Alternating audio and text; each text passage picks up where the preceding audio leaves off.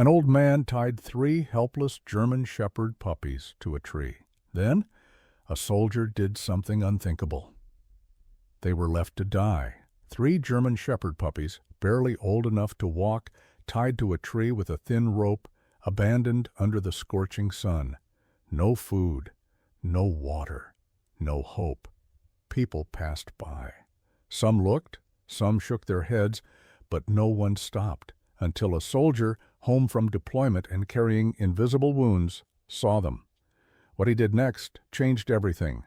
This story will restore your faith in second chances, in loyalty, and in the unbreakable bond between a warrior and the voiceless souls he chose to save. Before we begin, make sure to subscribe to the channel, like this video, and turn on notifications. That helps us bring more inspiring stories like this one straight to your heart. It was the kind of heat that stole your breath, the dry, merciless blaze of late summer in a small rural town outside El Paso, Texas. The kind that cracked the earth and sent even the wild birds into hiding. But for the 3 tiny German Shepherd puppies tied to a mesquite tree on the edge of an overgrown lot, there was no place to hide. They were barely 6 weeks old, their paws too big for their fragile legs, their ears not yet fully standing. The oldest one, a dark-coated pup with curious eyes, let out a small yelp, not from pain, but from panic. His siblings, one sandy brown and the other with a white patch on her chest, whimpered in response. The ropes dug into their necks as they twisted, confused, hungry, and desperate. For the mother who had vanished hours ago. The man who left them had not said a word. The old neighbor across the street watched from behind a curtain, shaking her head in silent disbelief. She had seen the man drive up in his rusty pickup, get out without urgency, and tie the 3 puppies to the tree with a piece of worn rope. He wiped sweat from his brow, looked around, then got back in the truck and drove off. Just like that. She had called local animal control, but no one answered. And deep down, she didn't believe anyone would come in time. Not in a place like this, not for 3 unwanted dogs. But someone else was coming. Staff Sergeant Daniel Reyes had only been home for 12 days after 8 years in the Army and 2 deployments overseas. He had returned to his late father's property to settle the estate, and maybe, just maybe, figure out what life looked like as a civilian. The small town held echoes of his childhood, but everything felt different now. Quieter, emptier, like the part of him that used to belong here had been replaced by something harder, something scarred.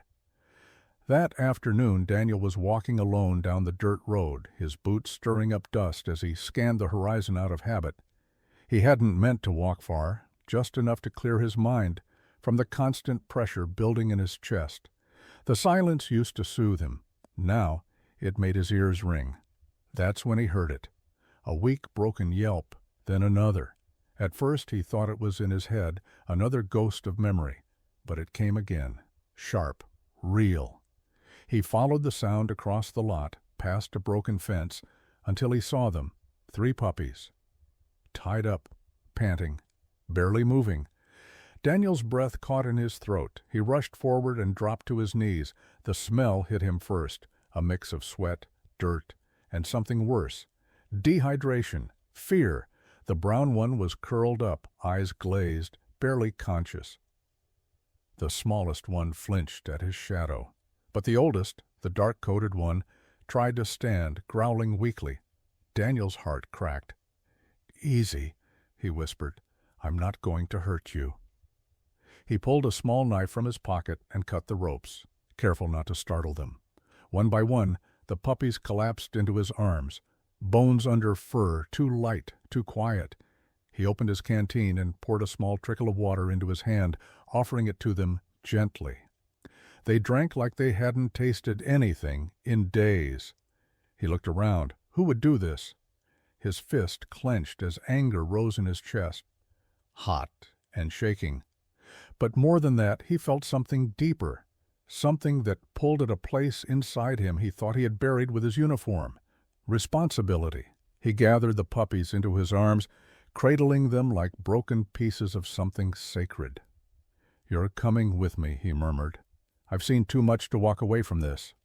As he walked back toward his truck, the smallest puppy lifted her head slightly, resting her chin on his wrist.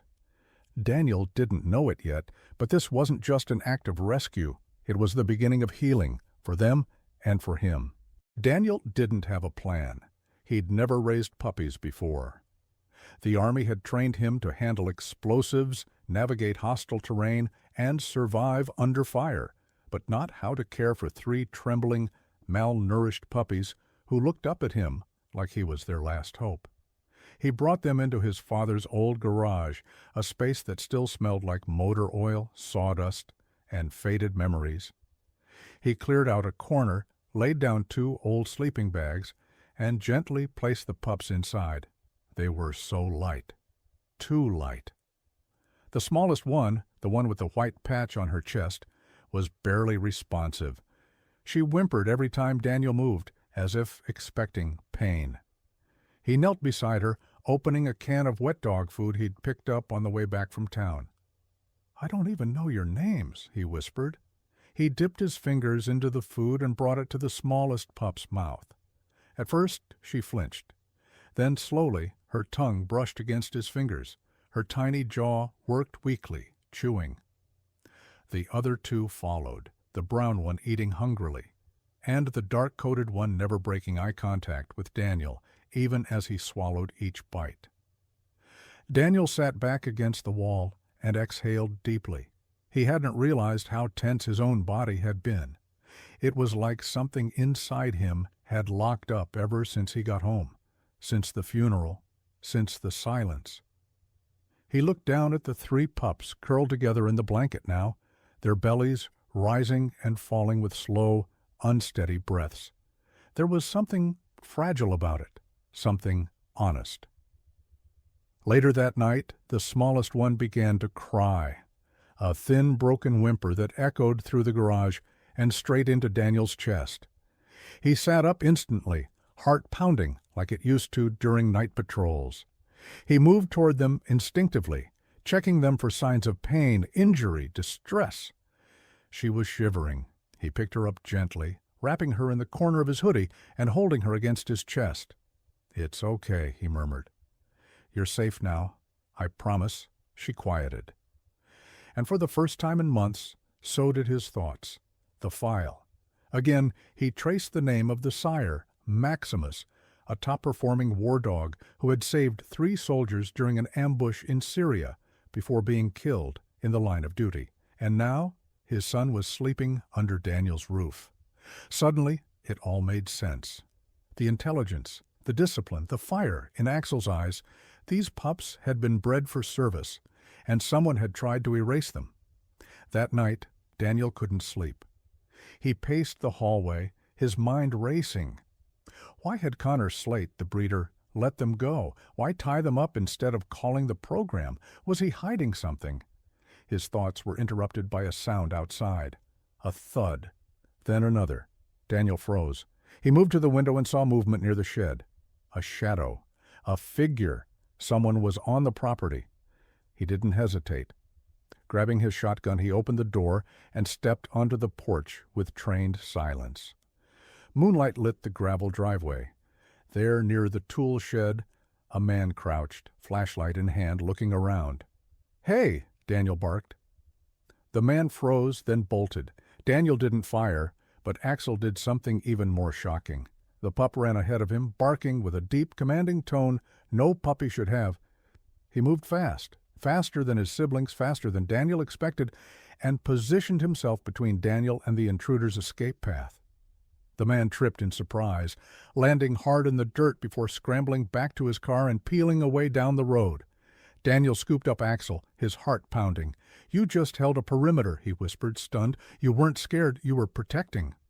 Axel licked his chin once, then rested calmly in his arms. That was the moment Daniel knew this wasn't just a pet. This was a partner. The next morning he made a decision. He wasn't giving them up, not to a program, not to a shelter, and definitely not to whoever wanted them dead. because they weren't just puppies anymore. They were his mission, and he wasn't going to fail them. Daniel had seen fear in war, real fear.